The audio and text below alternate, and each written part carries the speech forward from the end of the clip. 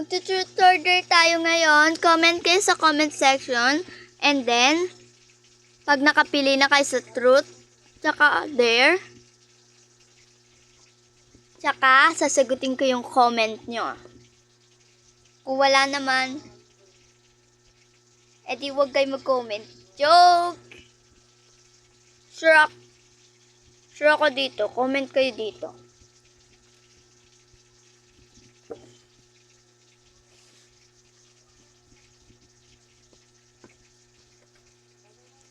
Ay, sa kwarto. Hanapin si mama.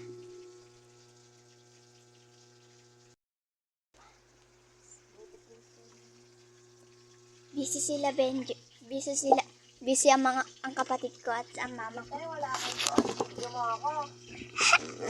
Oo.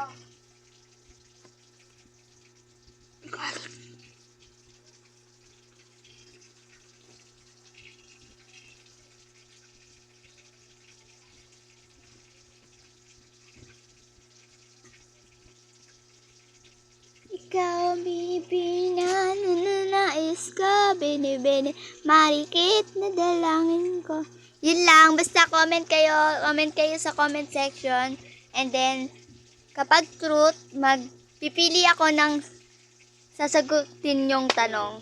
And then pag dare, epal. May epal po akong kapatid. Sumampating ulit kita.